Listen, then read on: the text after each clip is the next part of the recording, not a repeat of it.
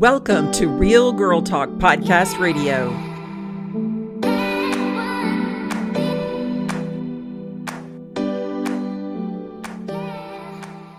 Welcome back to Real Girl Talk Podcast Radio. I am your host, Sherry Ricard. I am a medical professional, author, adversity recovery specialist, and co-founder of Silver Lining Wellness Company. I love sharing my faith and bringing you fascinating guests, Friday Fire messages, thinking outside the box, sharing ideas for business, beauty, and lifestyle abundance, and always committed to keeping it real. Now let's level up and let's dive in.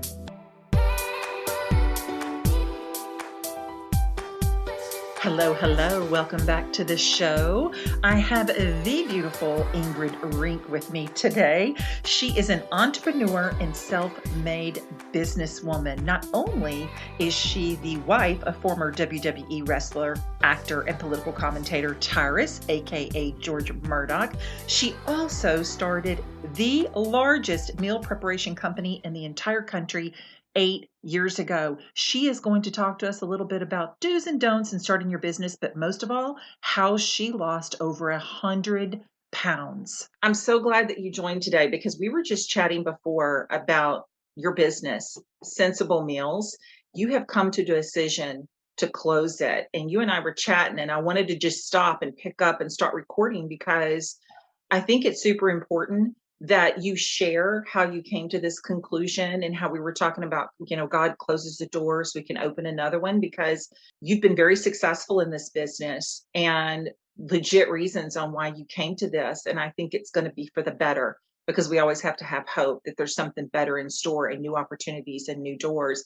So I'm just going to kind of let you chat about Sensible Meals and what happened and why you came to that conclusion to close such a successful business that you've actually built yourself. Well, let me just start by saying I look cheery and happy right now because I've had weeks and weeks of contemplating this decision and crying and screaming and dealing with it. So now I feel like I'm at a place of acceptance and ready to try to put a positive spin on this for myself and everyone else.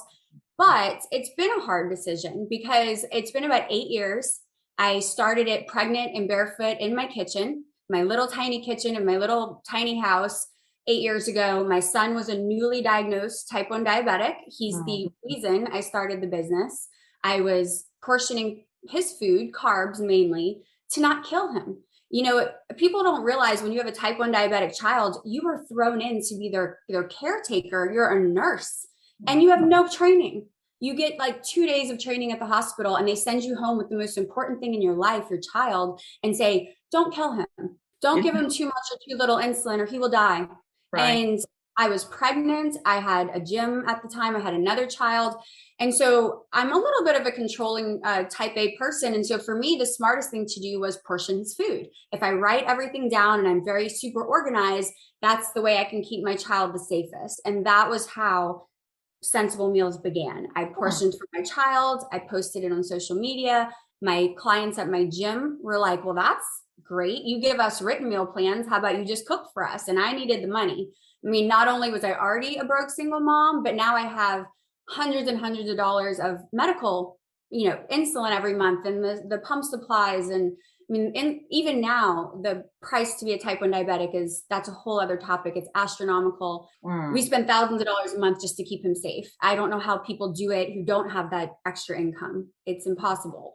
So Sensible Meals is my baby. It came along with me actually having a baby. It's as old as my 7.5-year-old child. And I started it from nothing. I started it with literally just our grocery money for the month, for the week. And it's been not only a passion, but it's been an extra person in my life for almost 8 years. Many times I think back and I have a little guilt about it. I put it above my children. I put it above my relationship and things because in my mind it was, I'm building something for my children. I am showing my type 1 diabetic son that we're not only saving his life, but all these other lives across the country. So I had this bigger plan. But I will tell you that I'm a huge believer in vision boards and manifesting and creating your life. I do believe in God, but I have a little separate belief than a lot of organized religion who thinks that you always look to someone else for answers. I'm a big believer in you create your own answers, and the healing and the answers are within you. My God gave me the ability to create my life. And so on my vision boards, I've had for years to sell this company at 40. Because in my mind, I'm thinking I'm going into the second half of my life and I want to spend more time with my family. I don't want to grind every day. I don't want to have that hyper, super masculine aggressiveness that it really takes to be successful in a lot of businesses. It didn't exactly happen the way that I wanted. I had COVID the last 2 years, completely hurt us. Then we get wiped out by a Category 4 hurricane that was supposed to be a Category 1. Right. And, insurance has given us no help even after 8 years of paying them. So it's just been like a plethora of things adding up. And I realized that it was really infiltrating my home life. Every time another obstacle would be thrown at me, I'm fussing at my family or on edge or upset. And before, where I was making the money to where at least I was putting that back into my family, now I'm draining it from my family and I'm this involved and upset. It just wasn't serving my family anymore. And I think we had mentioned talking about that is so many people think they're a failure if they leave a relationship, if they stop a friendship, if they stop a business. You're not a failure because you decide to put yourself first. If something is not serving you and your family anymore, walk away. Like you're not a failure. And in my mind, you're actually you're a winner. You're a super intelligent person to decide to love yourself more so than what people think about you or what they see, Right. You're right. I 100% agree, because this business is like a relationship. Like you said, it was your baby for 7.5 years, and you have to know when to walk away from a relationship. And I think that it takes a lot of strength. I think women and you had mentioned to me before that you're a bit of a control freak, and so am I. My husband calls me a control freak all the time. I don't always agree with him, but I probably am. And so when we have that drive and we've been hustling for so long, because there was a time in my life where I hustled and hustled, and I just don't want to do that anymore either. It's almost to the point where I hustled enough to where I have what I have, and I've got where I got. There's more things that I want to do. My husband and I love to travel, and we have a lot of things going on. We have our own CBD company, and we kind of hustle that together. But I don't have my drive and hustle for what I used to do, and it's okay. It's okay, because if it's not serving you and fulfilling you anymore and bringing value, it's okay to walk away. One of the other things that I've talked about a lot with people, and I've noticed that the pandemic, the last 2 years, actually, as much financial negative stuff as it has done for my business and my family, spiritually and intellectually, it has helped me a lot because it forced me to slow down. It forced me to start doing things myself instead of paying all these people. And I realized that for years I was being fleeced. And I don't want to be specific, but pretty much every expert professional that I paid to do a job to make my job easier, whether it was a sitter, a grass cutter, assistant, a whatever, almost all of them were not doing their job. And things that would take them months to do took me a day. And I was paying them because in my mind, I'm thinking I'm grinding, I'm working, and all of these people are taking care of their job so I can take care of mine. And when I slowed down, I realized the amount of money that I was hemorrhaging, and I was chasing these people to do their job all the time. So essentially I'm still doing it. And that was a good thing for me in the pandemic, is I just was able to start cutting off toxic person and relationship and business connection after another, and was really left with a very small core group of people. And it was hurtful. They were using my hard work for their benefit and not really putting a whole lot back. And so one of the lessons I think I'm learning through this pandemic and closing a business is, as I go into the next season and venture in my life, no one does it better than you. And no one cares about you and your family and your business. No matter what you pay them, you could have $1 million salary for someone, and they will not love and appreciate your things the way you want them to. It just doesn't happen. And so That's important for me because a lot of the hard work and grinding that I was doing, I really didn't have to work that hard if I wasn't paying all these people. If I had Right. just done it myself, I could have worked a little bit less. And so as I transition into my other businesses and other parts of life, I'm not going to be as aggressively grinding. I'd rather have a little bit less clientele, a little bit less money, a little bit, maybe phone calls don't get answered on the weekends, and a little just slower pace, and do it myself and with this very small core group of people. And that seems Right. really nice, It is nice. And I completely understand what you're saying because I did the same exact thing. And, one thing with the podcast, when I started it 3 years ago, I didn't realize it was going to be as successful as it has been. I've been truly blessed, not with just with a successful podcast, but being able to meet women like you. And then we find out we only live an hour apart, which is completely, totally cool. And being able to, I mean, I know women now all over the world, and I've been able to learn from these women, huge multimillionaire CEOs, celebrities that have a big heart that want to share. We only see them on television, but yet, I meet them in person. And some of us have become close friends to where we Yeah. visit each other, and we, had dinner, and, we go out of town to meet them. And it's just been such a blessing. But I realized early on that there were certain things about the podcast that I needed to venture out that I could not do myself. And one was when I decided to bring sponsors on the Right. show. It was a waste of time for me to spend my efforts looking for ad sponsors. And so I thought, you know what? It's worth a percentage Right. to have an agent to do that for me. And so I did, and they do a wonderful job. But I also had another one that did not do anything for me. Right. So Yeah. then I decided to cut them off and just go exclusive with this particular ad agency, which does very well. I actually had someone at the beginning that edited my podcast that didn't do as good a job as I felt like I did myself. And I could edit my show in 30 minutes, Right. And so it's like, wait a minute, why am I paying you? You take a week when you said you would take 2 days. Exactly. By the time you've asked them to do it 10 times, and by the time you've edited and corrected, you could have just done it. I could have just done That's it myself. really one of the things that I have realized is I'm taking 10 hours to do what I could have done in an hour and paying 3 other people to do it. And so it just seems like a lot of wasted Right. money.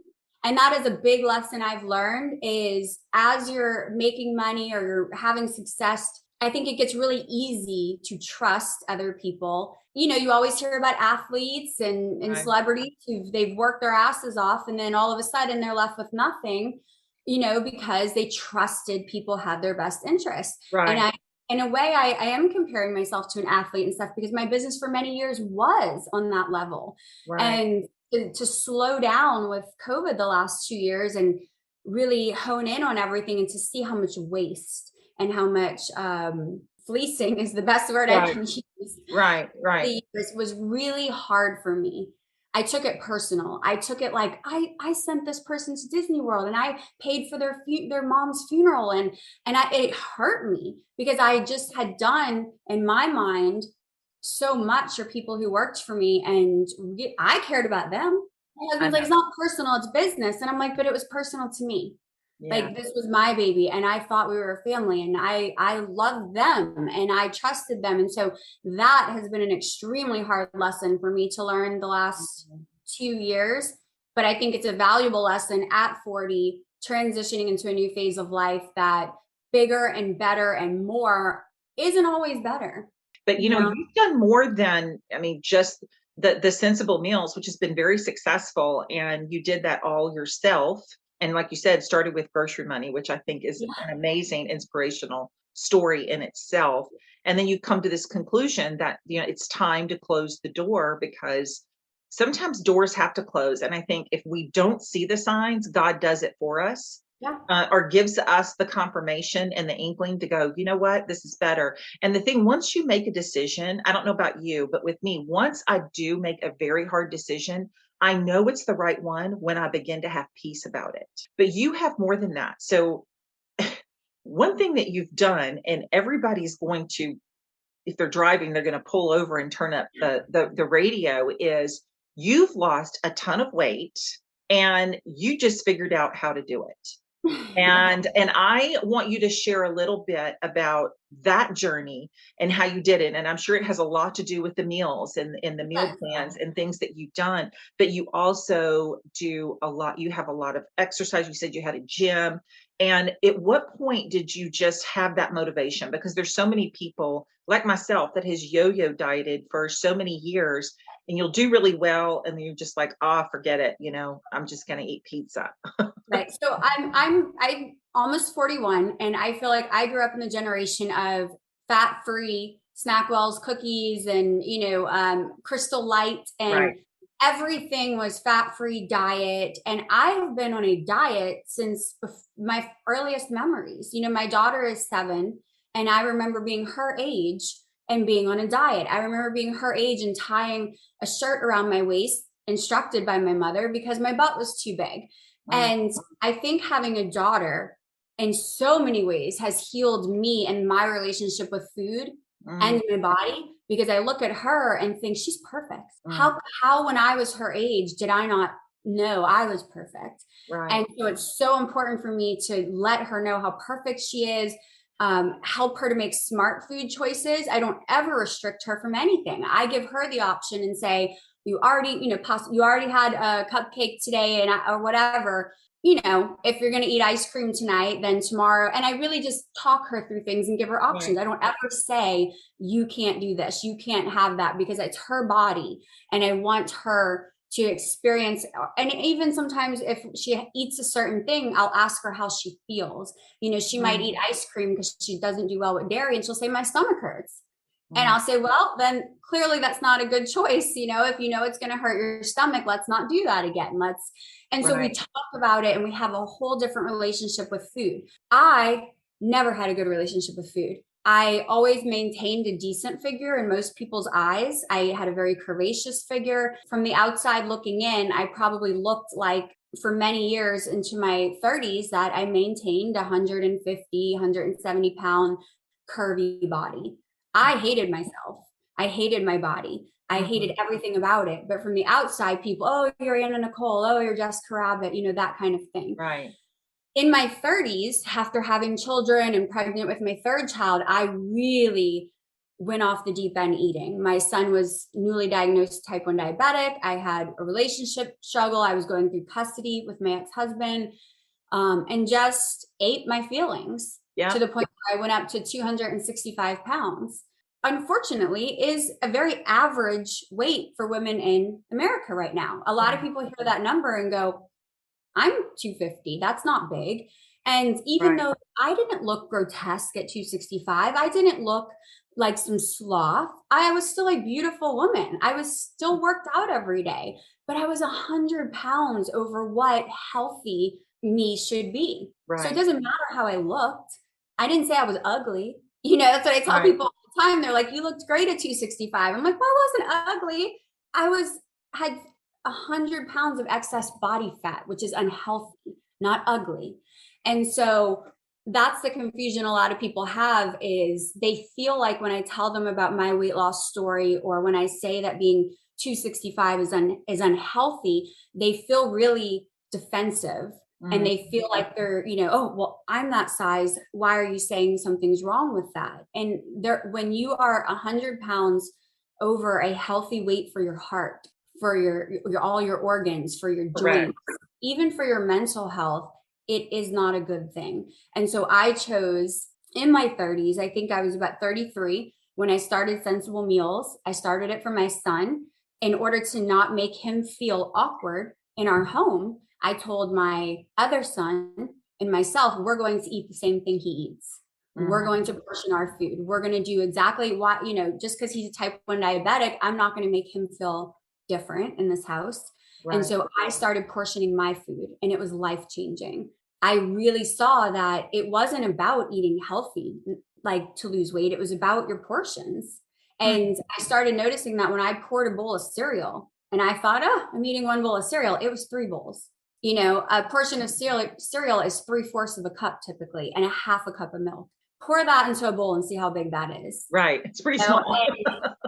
Chicken, a portion of chicken is 4 to 6 ounces. Well, if you go to the store and buy a chicken breast, it's like 12-ounce chicken breast. So when you think you're eating healthy and wondering why you're still not losing the weight you want to lose, it's because your portions are out of control. So I always tell people, you can be fat eating chicken and broccoli, and you can be thin eating McDonald's.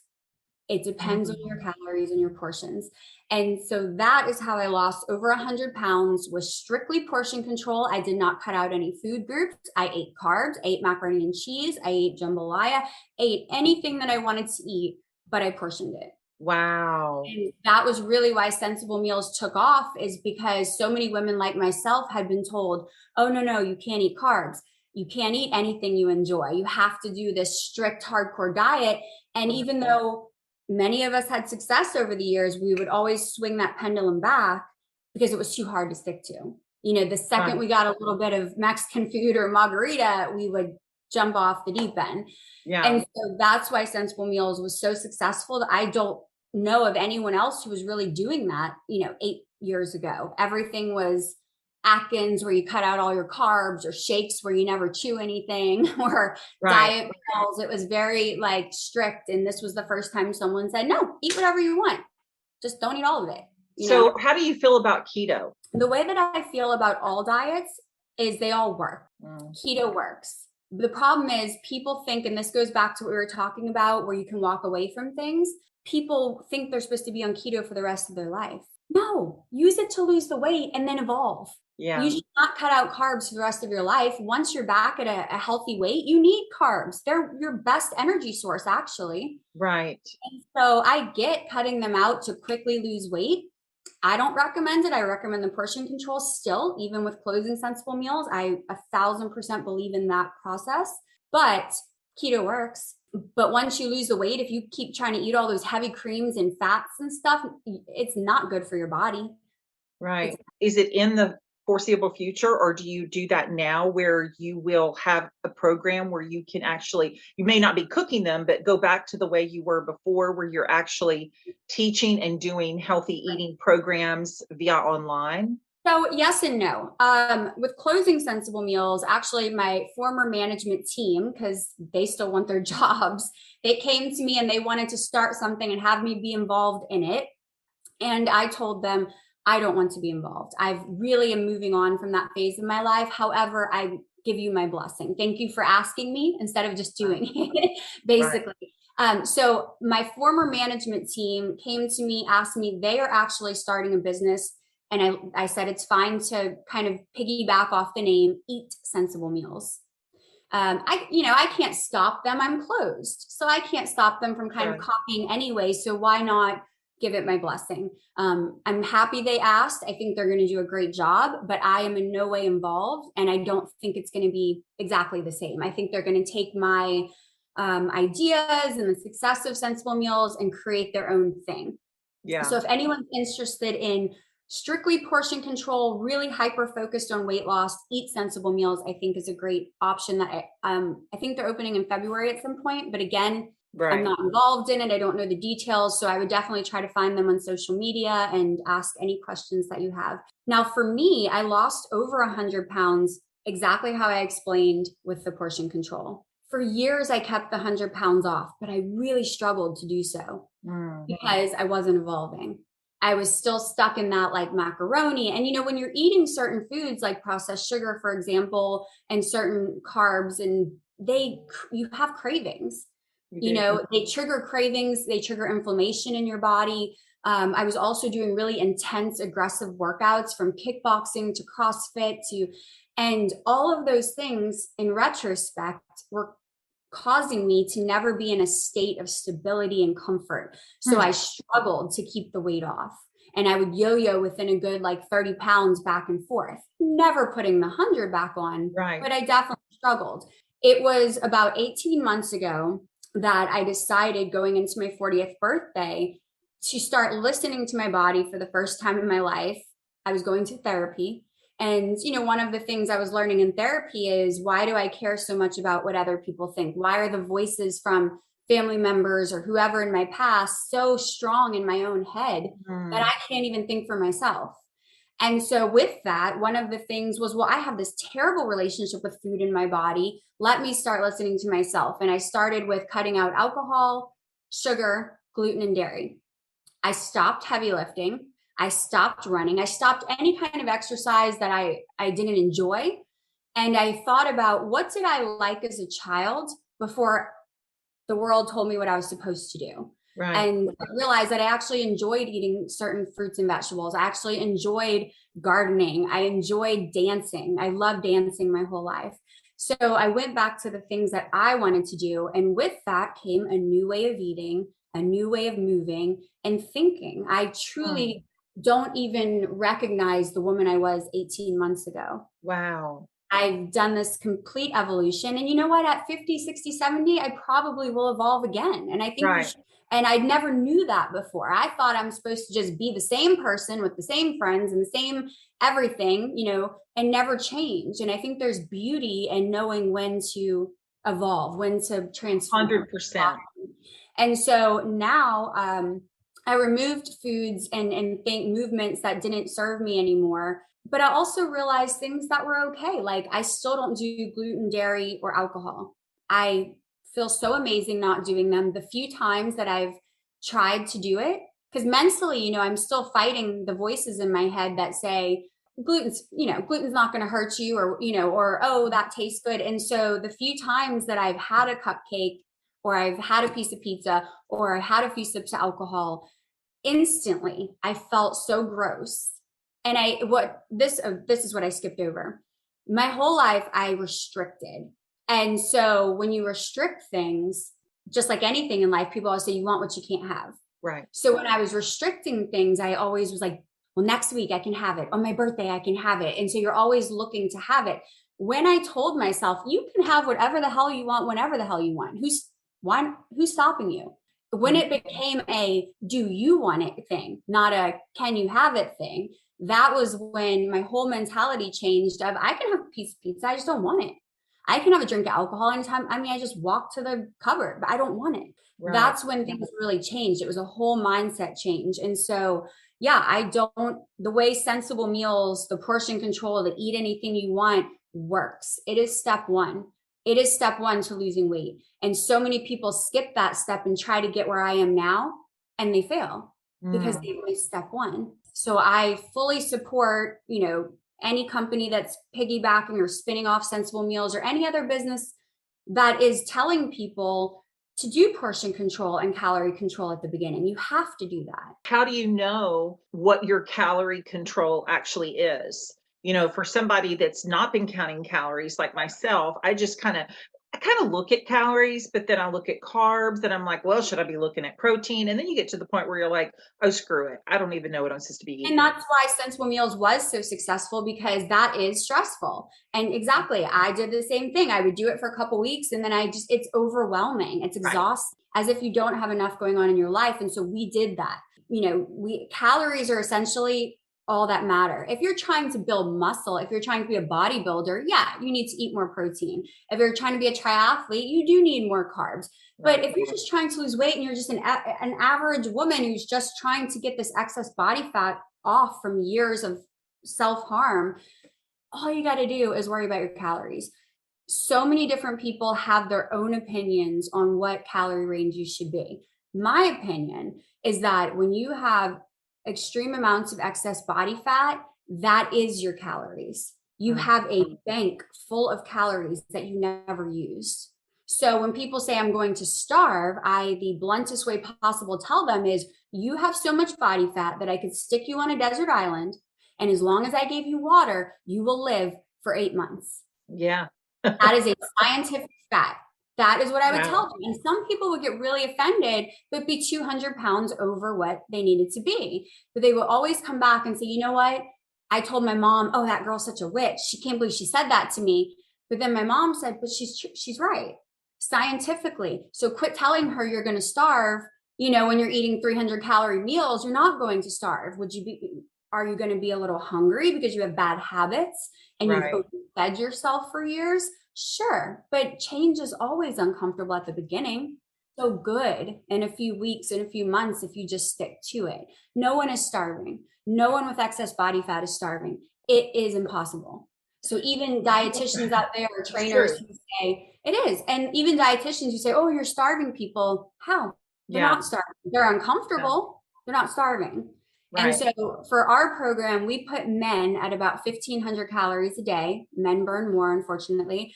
Right. And women were about 1,000, 1,200 calories a day. Another reason we did that is we know that people put stuff in their mouth all the time. They don't count. Whether it's coffee and creamer, gum, pick a chip here, pick a chicken nugget there. So we know people add another 200 calories or so a day that they're not accounting for. Right. And again, you're not starving.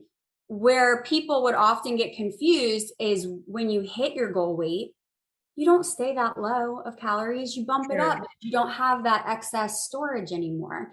And so I've never told a person that's in a healthy body fat to eat 1,000 calories. I don't eat 1,000 calories. I eat more than that because I don't have excess body fat anymore. And so I think when people really listened to what we were preaching, it made a lot of sense. And the people who did listen, tens of thousands of people over the years, had great success. Right. I think that's really awesome because that is something that I know I've struggled with. So I know everybody listening has struggled with it as well. And I've had people reach out to me and ask me questions from previous guests that we've had on the show. And, I basically have yo-yoed for my adult life ever since I had my second child. With my daughter, I gained a lot of weight, lost it really quickly. I was 20 years old, Right. I mean, so it was super easy to lose that weight. But then my son, my youngest, came along at the age of 35. Mm-hmm. So now you're in a totally different ballgame. Well, I can't blame it on Carson anymore. He's 21. But I tell him I'm overweight because of you. But it's just been a yo-yo. But I'll tell you, and people, I know that I'm an emotional eater, and I know that's why when my son passed away, and you and I haven't talked about this, but my son passed away 14 years ago, and he was 17, and he was killed in a car accident. So I could either have been a drug addict, an That's alcoholic, right. or overweight. And so my Exactly. drug of choice was peanut M&Ms. And so Yep. that's what I did. I mean, I went days without eating. And then when I began to eat, it was laying in the bed, bawling my eyes out for basically a couple of months, and eating peanut M&Ms. The Yeah. literal, and people would bring them to me because that was the only thing that They they knew. felt like they were Yeah. helping, right? So Yeah. they would bring Well, me they to were, though. They were. right, That addiction, in a way, saved your life because you would have killed yourself right, had you not had a coping mechanism. And I do tell people that when people actually talk to me one on one about their weight loss or whatever, I have said that to so many people like myself who binge ate. Whatever caused you to get here, this binge eating, as harmful as it was aesthetically, and if you don't fix it, it will hurt you long term, it saved your life. mm, Yeah, other people yeah, turn to drugs and alcohol and stuff. Thankfully, you turn to something that would take a really long time to physically hurt you, and it saved your life in that moment because you needed something to cope. And so you right, can't be mad at those years or those moments. What you did to save yourself really right. is what you were doing. You were Oh, it could have preserving. been much worse. It could have. Yeah, It could have you been were much worse. preserving yourself. That was self-preservation. And so you have to show yourself some grace for those moments and stop beating yourself up about it because you needed that. You're right. Yeah. Because and I think a lot of people and those that are listening, there's probably women right now that are crying because they're relating to what you're talking about. And the emotional eating and the binge eating or just grabbing whatever makes you happy. And it's a proven fact that sugar is basically poison. And so the sugar and the processed sugar from the peanut M&Ms and M's and all the candy that you eat, it's satisfying for that moment, For but that it moment. doesn't serve you. It definitely doesn't serve you later on in your life. And when you were talking about working out and heavy lifting, there's a lot of people that don't have time to go to the gym, or they can't afford the gym, or they just hate it, and they don't want to go. And so one thing that I did was my husband bought a Peloton, and he bought it for me for Christmas, not last year, but the year before. And it wasn't until fourth quarter of 2021 that I actually started actively using my Peloton because, I'm a control freak. So it had to be my idea, right? It couldn't be his idea. And so, but I enjoy it because what I've done is because I gain weight, gain weight, lost weight, I've caused a chronic back issue with me. So there's a lot of things that I can't do. The Peloton is one thing that if you do have chronic back problems, that's one thing you can do because it absolutely puts no strain on my back. It doesn't hurt me at all. Whereas walking, running, treadmills, cross trainers, all of those cardio equipments or activities do hurt me. And so who wants to wake up every morning and go, I think I'll go hurt myself and be in excruciating pain for about 30 minutes, just, and hopefully I'll burn 100 calories. Well, that's one of the things I realized in the past 18 months is all of these really intense forms of exercise are hurting us, especially as women. They're driving our hormones off the charts. They're releasing a lot of like cortisol, the fight or flight hormone, to where you get this high and this euphoria and then you crash down. They release a lot of hormones that make you crave food and make you incredibly hungry, and a lot of times the wrong food. And then you're playing catch up when you're trying to diet then. So you're binging and restricting. You are playing catch up when you're trying to fix your mental health. You're depressed, you're anxious because of the way you're eating and the way you're moving. You are now on all kind of different medications to band-aid all of these problems that are truly happening from what you're putting in your mouth and what you're doing with your movement each day. So people who think that intense is better, and I was one of them, you're traumatizing your body, which is then traumatizing your mind, and that's traumatizing every other aspect of your life. And so you're on this merry-go-round that I wanted to get the hell off.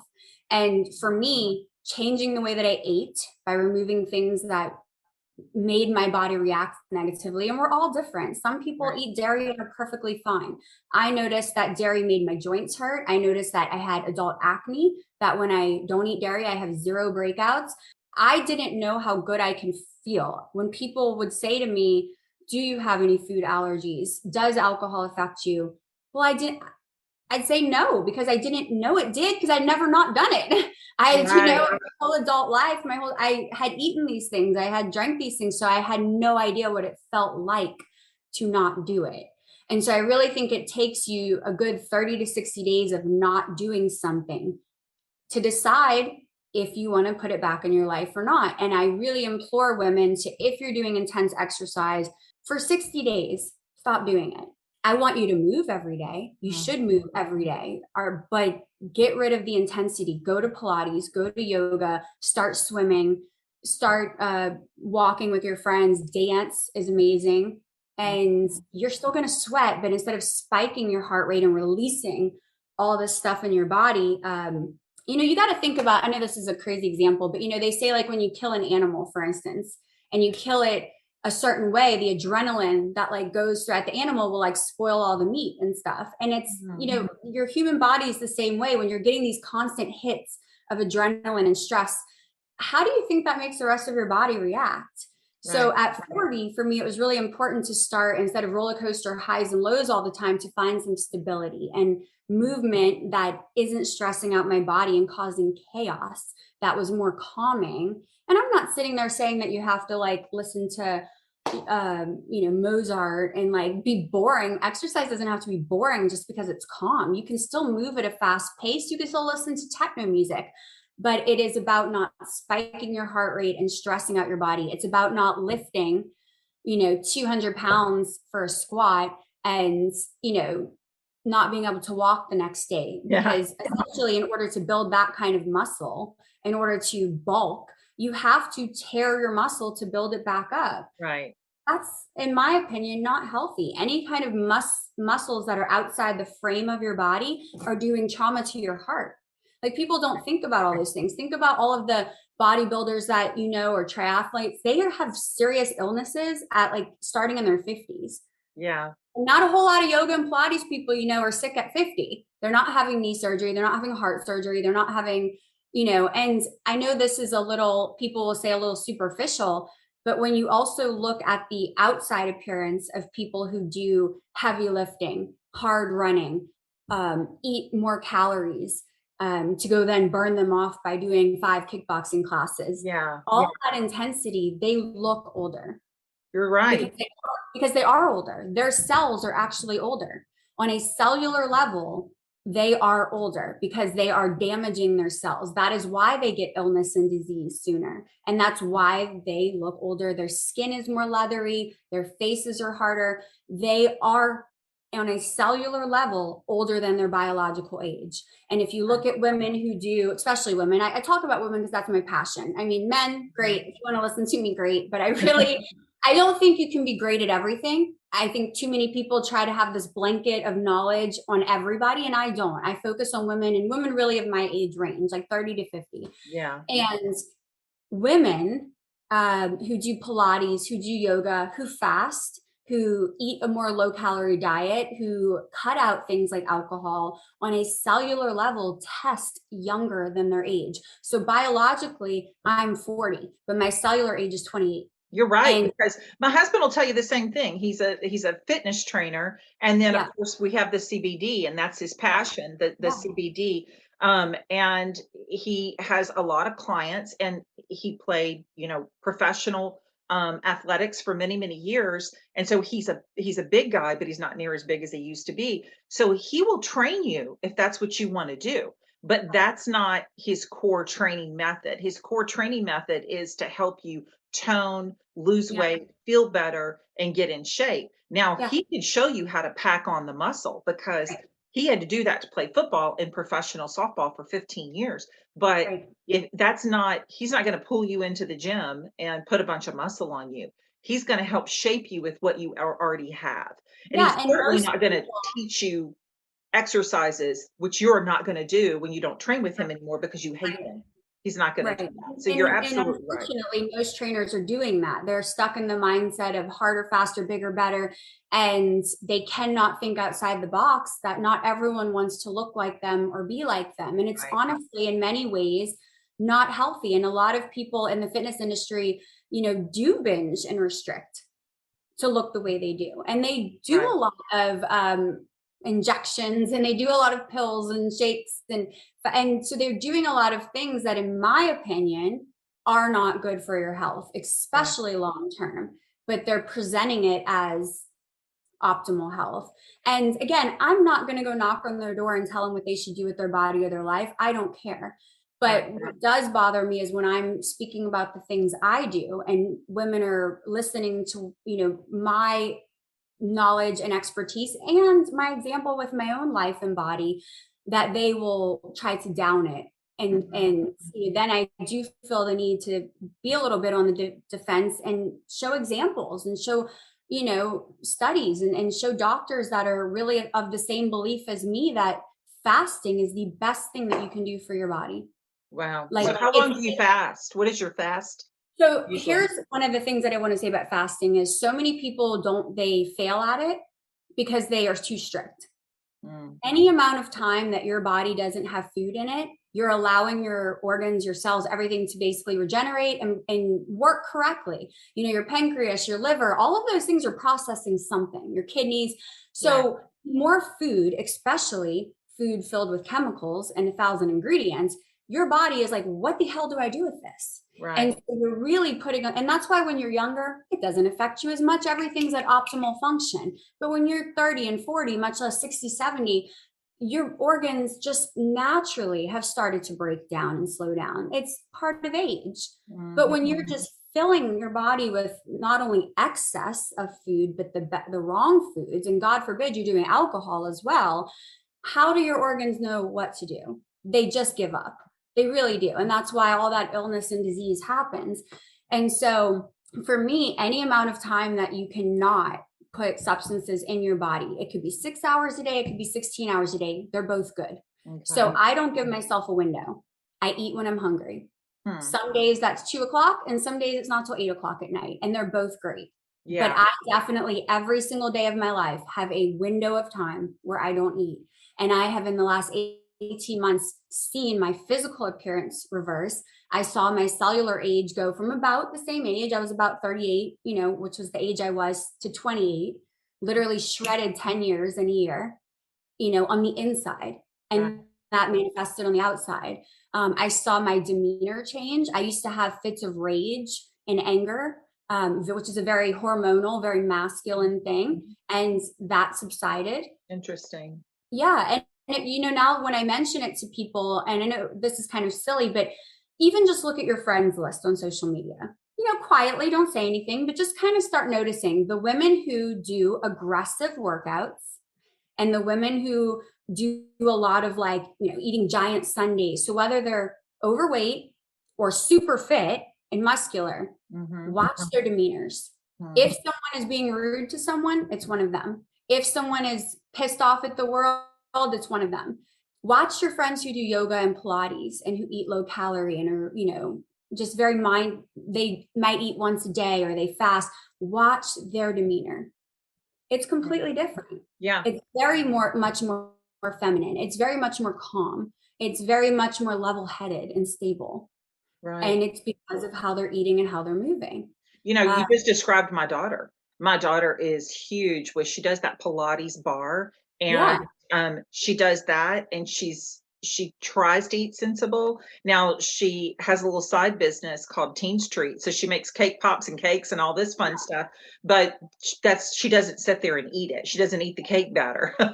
And she's tiny. I mean, and she teaches school, and then she does her Pilates, but some things that I feel like should anger her, she's so reasonable with the way she thinks and she acts. And sometimes I go, why are you not mad at that? And she just has this really kind of calm demeanor, and she's cut out all that lifting other than she does bar, Pilates, and that's it. That's what she loves to do. It's, you know, it's true. And like the older I get and the more that I study, it really, it just shows me how much we've been taught wrong about the way our bodies function. Right. And it really makes me kind of one of those conspiracy people who believes now that when we in grammar school, we're learning of the food pyramids, and then in PE, you're learning, you know, we were being taught to hurt ourselves to fill the pockets of pharmaceutical industries and food companies. I mean, Domino's Sugar and Coca-Cola are the ones who literally fund it's the American dietitians, whatever. So when all these dietitians are saying like, oh, this girl's crazy, you know, telling you to eat low calorie or not eat certain foods. Okay, babe, but Coca-Cola is literally paying your bills. Like, you know, they're the ones funding the study in your educational courses. So I'm sorry if you're not the person I'm going to go to for my health and my body. So I think it's really about people. I would never tell anyone to listen to what I'm saying today and take it as 100% God's word, because I'm still learning and evolving. A year from now, I may say, you know what, that worked at the moment, but I've learned more since then, and I'm evolving. I think that anyone who thinks they know it all and that going to be the same 10 years from now is really not serving themselves or you. What my hope is that when people listen to me, I plant little seeds in their head and they go out and find their own information, get your own knowledge, and then decide what you want to do for your body. So I always tell people, I'm giving you ingredients, you create your own recipe, because your recipe is not going to be the same as mine. You know, that's what's great. People have recipes for chocolate chip cookies. There's millions of them and they're all great. You know, we all like everything a little different, but I'm hoping that you take little bits and pieces of this information and go, wow, I never thought of that, or I never looked into that, or that makes sense, you know? Oh, definitely, because I've got all kind of notes right here. So with that, I actually, about 18 months ago, when I changed the way that I moved, I have been teaching fitness for 25 years. I danced my entire life, but I didn't do it as much as I wanted to. Even the dance, I was so aggressive in the dance. We're doing squats and we're doing jumping jacks and we're doing burpees because I'm thinking intense is better. When I decided to start dancing how I wanted to, I turned music on, Celine Dion and whatever, you know, made me feel good. And I just started moving.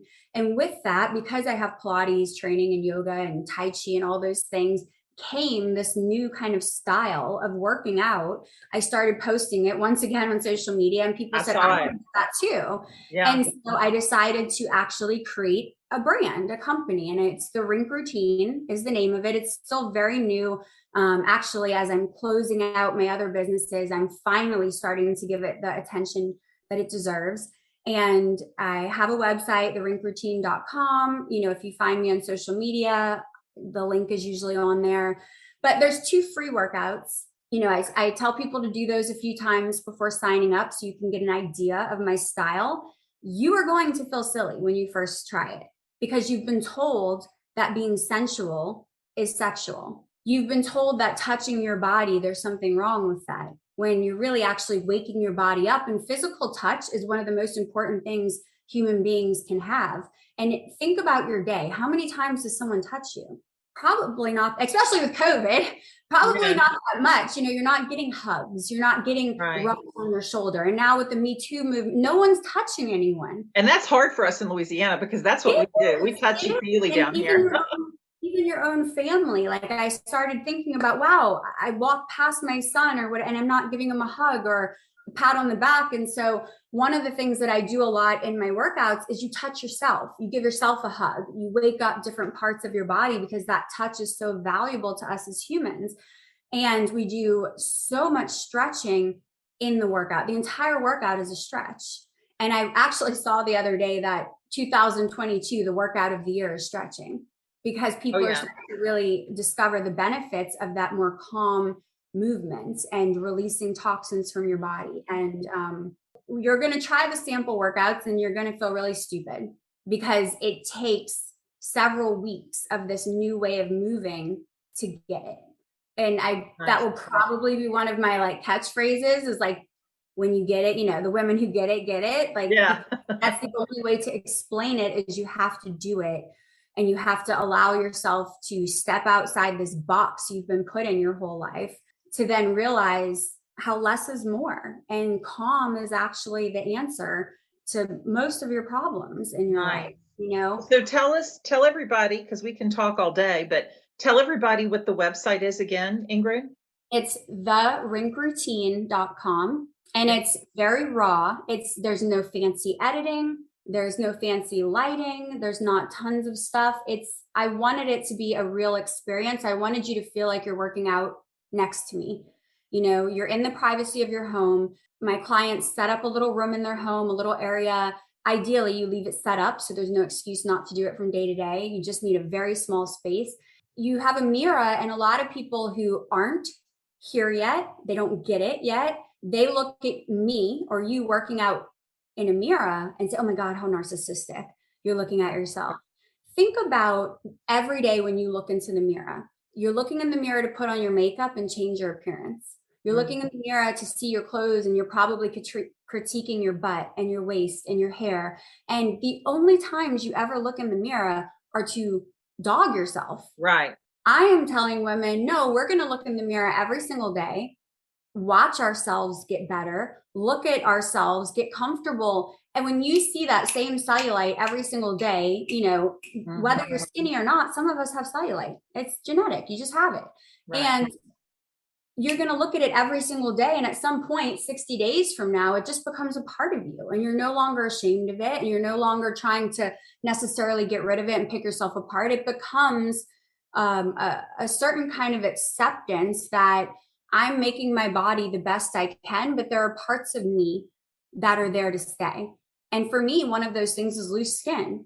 I've lost 145 pounds. That skin's not going anywhere, And instead of being ashamed of it and trying to cover it all the time, I wear less and less clothes the more that I look at myself in the mirror and work out, because it's starting to just become who I am.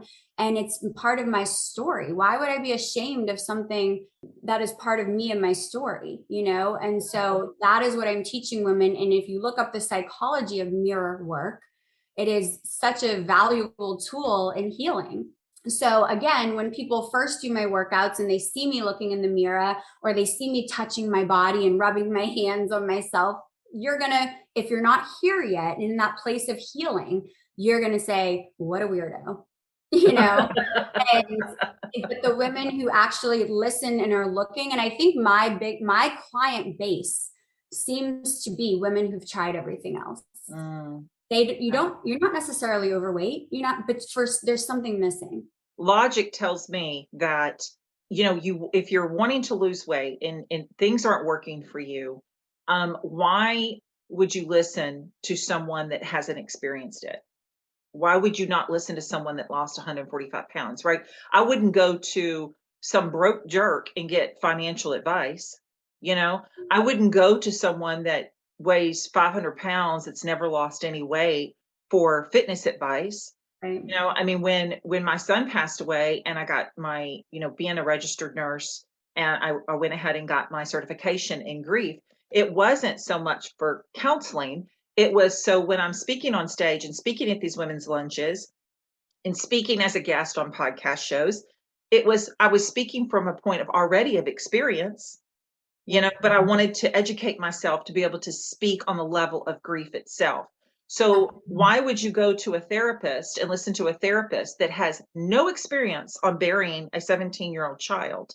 If you've lost your child, why wouldn't you talk to a mother that's lost one and survived it? So it just makes logical sense to me to take advice from people that have gone through the same exact thing that you're going through, but have come out on the other end of success. Well, healed people heal people, and hurt people hurt people.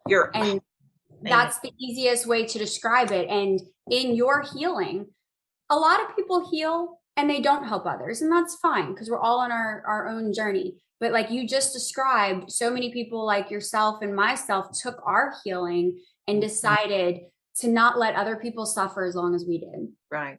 And I tell my clients that all the time. The reason that I'm so passionate about doing this, and I think I'm good at doing this, is because I don't want another woman to suffer as long as I did. I don't want you to have to go through all the obstacles I did. If I can stop you at step 2 or 3 and help you move forward quicker, that is my goal. And that's why I'm good at my job, Right. And I think that's one of the reasons why God has us here in the first place. Through our pains, we find our purpose and our passions. And we also find pleasure in helping other people get through that because, I'm a caregiver. I loved my years of nursing. I haven't been at the bedside in 15 years. I'm still in the medical business industry, but my underlying soul is nurturing for others. My greatest accomplishment in life is raising amazing children and having these kids. I mean, if someone can tell me my hair's ugly and then I'm fat or, I'm just a total whatever, I don't care. If you tell me that I'm a great mother, you've given me the best compliment in the world because it's just that nurturing. And then if you have that already, if you just have that character that you want to help other people, we take our pains and that's what we do. Right. We find purpose in helping other people relieve of their pains. I totally get that. Social media. Where can we find you on social media, Ingrid? Usually it's just my name, Ingrid Rinck, and it's CK. I know it sounds like a skating rink, but it's RINCK. And usually once you find me, you'll kind of find other things that I do. And I'm pretty interactive. I try to get to as much messages and comments as I can and answer stuff. But yeah, so I'm at this big transition phase. The rink routine seems to be the direction I'm going. I've actually recently this week talked to a lot of clients that have been doing the routine. And one of the things they all said is, the routine doesn't just have to be workouts. Routine can be anything. It's your routine of your day. It's the routine of how you eat. It's the routine of your spiritual. And so that was great to hear, is that they see this as a bigger brand than just workouts and movement. And so I definitely think that's the direction that I'm moving. So will I do another food program or something, was a question earlier that I kind of got roundabout answer to, is probably, but not at the moment. I'm really focused on the workouts. I'd love to start doing retreats where women can come shadow me for several days and see what it takes to get things accomplished in a day. One of the things I've heard a lot from women over the years is that they don't have time for themselves. They don't have time to cook, which you do. They don't have time to clean their house. You do. If you have time to put on makeup every day, you have time to meal prep. If you have time to watch The Bachelor and drink wine with your girlfriends, you had time to exercise. You're making decisions. I personally don't wear makeup ever because that would take my morning. It would stop me from my workouts. That's a decision I make, you know? And Mhm. so the retreats, I've had a lot of women say, if I could just shadow you and see someone actually doing these things that you're preaching, if I could physically see it, I feel like I could mimic it and help myself better. And so that's really something I'm interested in doing this year, is having people come stay with me for periods of time, and Yeah. let's do it together. Like, let me show you, this isn't just some made up fantasy. Like, this is attainable. You can do this, you know? I think women retreats are amazing, because it does give women not only time away to be able to focus not on their family but on themselves. And a lot of times we'll get online and we try to do things, but life interrupts that, right? Your kids come home from school, you stop what you're doing, you're working all day and you get home and it's rush, rush, rush. But when you go to a retreat, it's time to focus on yourself and Right. rejuvenate yourself. When I've gone to conferences, I always come back with so much knowledge and more inspiration. And I feel so much more empowered to do whatever it is that I was going to study to do at that conference. And so I truly believe you have to get away from your Yeah. everyday You in have order to break to out of your really, cycle. Yeah. right, Yeah. you You're have to stuck in learn. a pattern that you have to change. You have to Right, change your routine. right, So that's kind exactly. of the direction I'm going, is your routine has to change if you want to change. If you Yes, truly and not incorporate fully, vision boards into yes, that routine would be absolutely. very. I actually, of course, COVID messed that up for me, but every year I had a sellout of a Create Your Life vision board workshop in Oh, Baton Rouge. wow. And Yeah. I did it at Santa Maria Golf Course. And it sold out every year. We had the best time. I had limited seats, so I could really reach everyone. I did a talk before about inspiration and how to create your be, do, and have goals and your focus. Yeah. And, COVID messed that up for me. So we couldn't do it Yeah. last year, and we're not going to be able to do it this year. So maybe next year we can start back. But I'm a true believer in focus and your morning routine.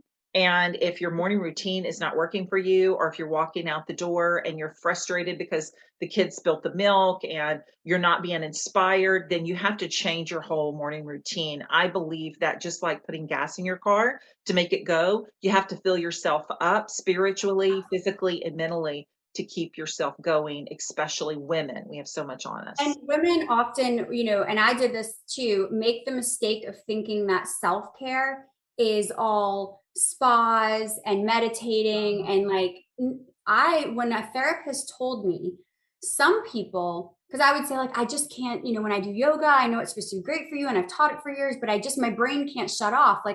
And she would say, well, what do you do when you're stressed? What do you do? And I would say, well, I exercise, I clean, I garden. Like, those are the things I do to make my brain slow down. And she said, well, that those are all active forms of meditation.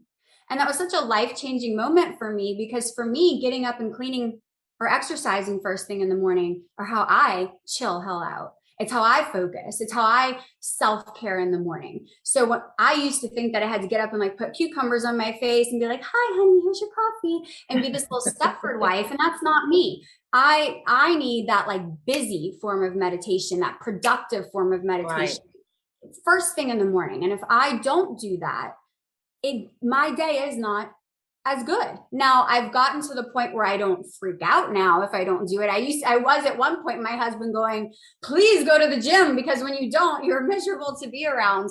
But now I've gotten to the point, like today, like I'm not doing it today because I have a busy day, and it's okay. Like, I'm not going to be stressed out because I know I'm at a more stable place. But does my day feel more productive and just overall better when I work out in the morning or I clean my house? 1,000%. That's why retreat would be so good, because I think sometimes people do need to learn how to change their entire, I have a saying, a narrative in my description of my podcast, and it's how to reboot, regroup, and reinvent yourself. And that's Absolutely. what I had to do when my son passed away. Now, I'm not saying that it was easy.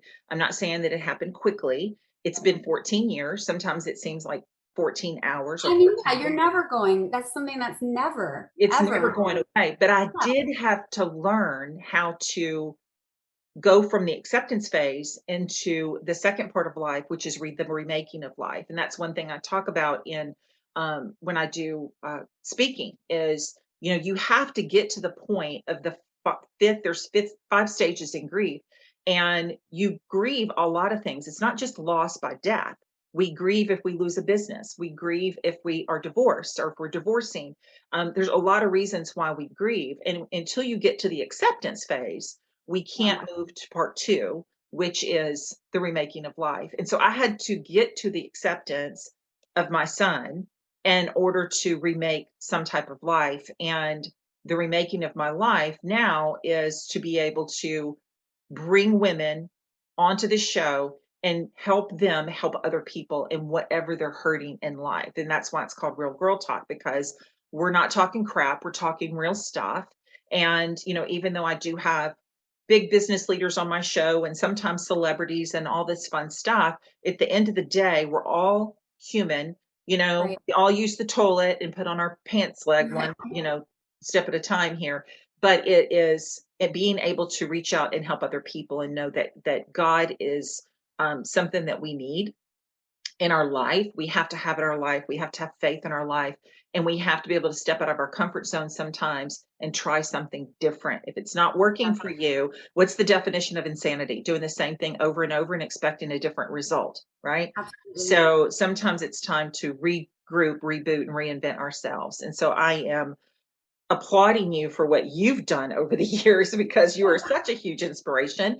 I don't think I've ever had anybody on my podcast, to be honest with you, Ingrid, that I've even wanted to talk to longer than an hour, because usually my show is 30 minutes and we've gone over an hour.